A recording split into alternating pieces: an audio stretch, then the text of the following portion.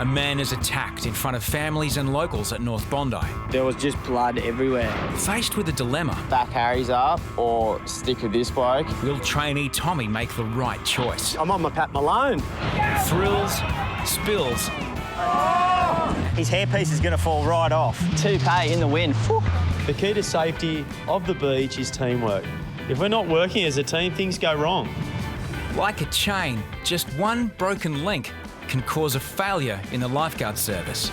I was just in the tower. It was only like 10 o'clock in the morning, so pretty early to have a few heads drifting out in the south corner. Just those two heads out the back.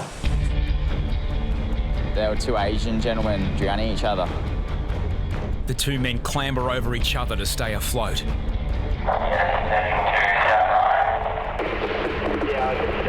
It's quite bad, these rips. Might be worthy of just getting the other buggy coming along too.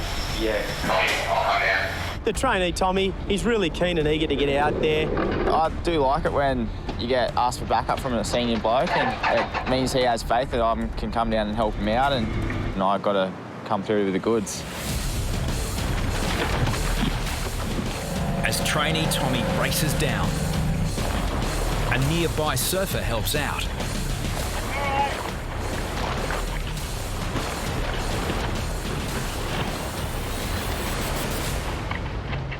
Veteran lifeguard Harry's is in his 20th season, but paddling both men in against the rip is not an option.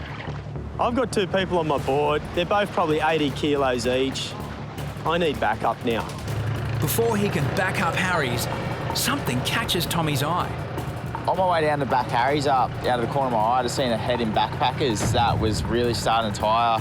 And I had to make the decision, back Harry's up or stick with this bloke. I looked, Harry's had two on the board, so there was no one that was going to drown in that south corner. This guy could potentially drown if I leave.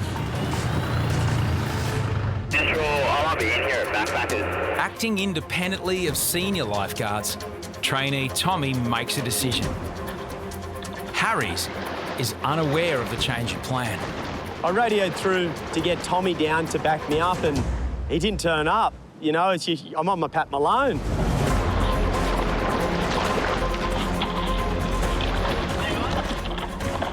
Flying solo, Harry's only option is to catch a wave in the impact zone. But there's a risk of losing one of the men in the crashing waves. You need a lot of skill when you're rescuing more than one person. You guys one on the board? I put one of the patients on the front of my board and then I bring the other behind me. It's like meat in the sandwich, literally. Yes, two on the board. The patient on the front, he had nothing left. His head's just buried into the board.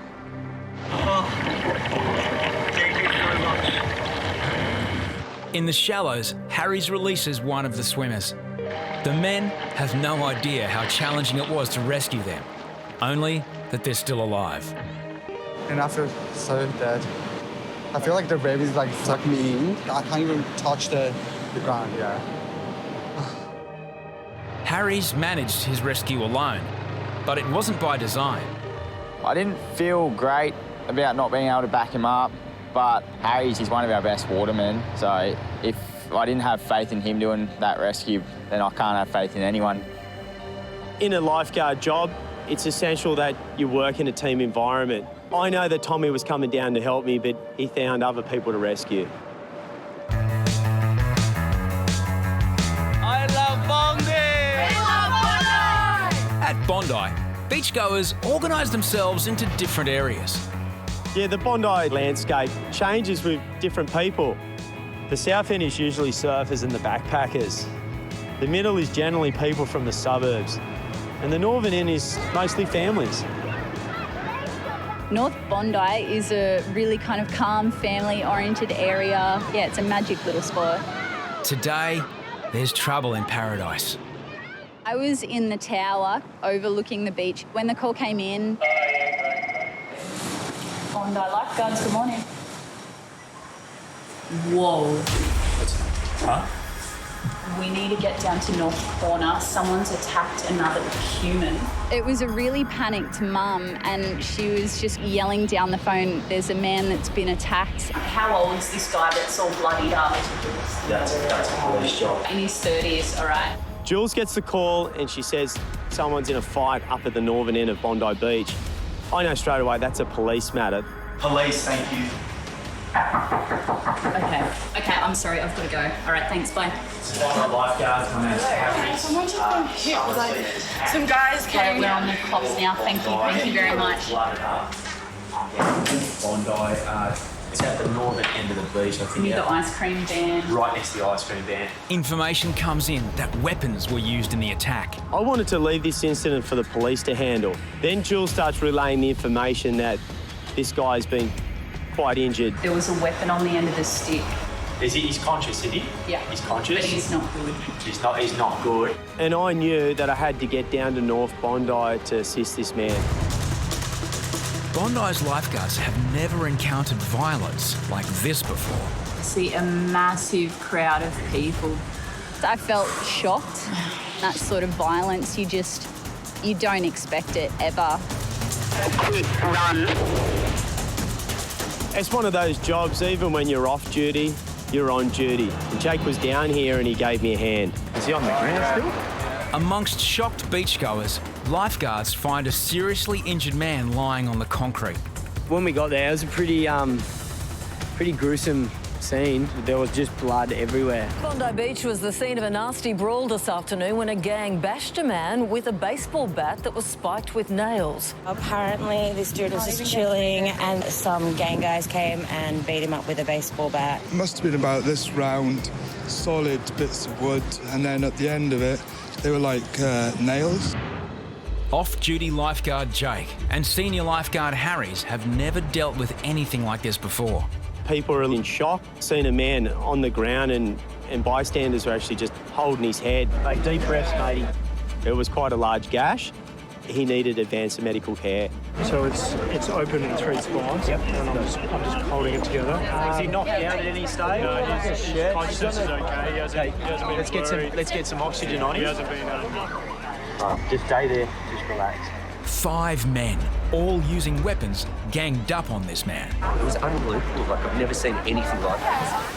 Lift it up so you can get a bit down. We had just come out of the water and we just saw everybody jump up on the grass, and then we saw 2 guys. They had massive weapons.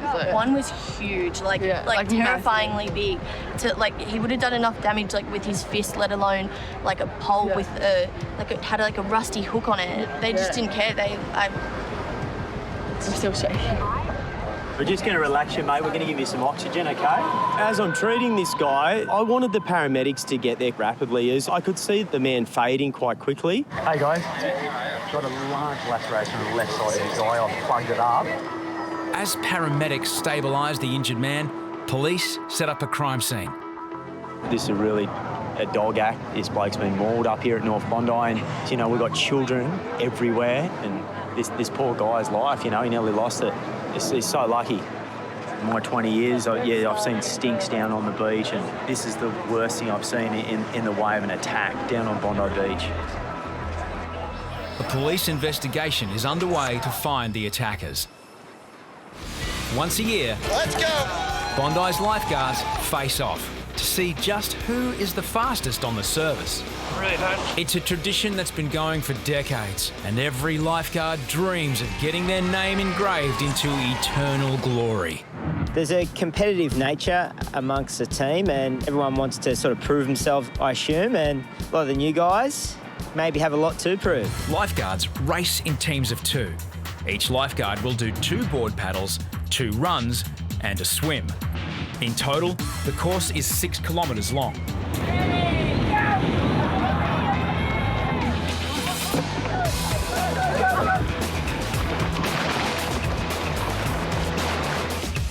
Blick's going all right. There's a wave about now to hit him. I hope that's Jackson out in front.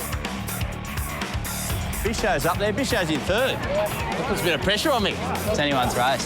After the first leg, the team of Chapo and Jackson are in first place. Underdog, he hasn't trained once. He sleeps more than he works. That's Bisho, Dino, and Glick. Chapo's hit the water on the board leg first. Come on, Tommy! It's pretty even this second lot. Good surf skills can mean the difference between winning and losing. There's a significant lead by Chapo. Head lifeguard Hoppo is poised to take the lead from much younger competitors. These three now are going to get these waves. That's it. Who's on that? Chapo. We got Hop, mate. Oh!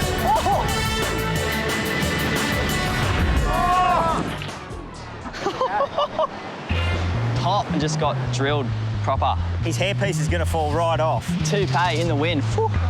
Mate, Chapo's looking good. Look at Chapo. Come on up. You look like you're about 60. Okay, in the water first. I think it's Glick and Jacko. Oh, there he goes. There's Glick. Look at that, the Greek god. The Greek god. Look at the body, like Xerxes, coming out of the water for the first time. He just breaches. It's awe-inspiring. Enter the Colosseum! The Lions are this way, Glick! Jesse has the fastest haircut on the service. He's got a Porsche haircut with a VW motor. After 25 minutes of racing, it gets tight at the top of the field, but Hoppo hangs on to third place. The pain's horrific. It's a really, really tough race. I got one more lap. Heading into the final lap, Harrison and Glick are neck and neck. On my last swim, I was hitting him with Glick and he looked shattered.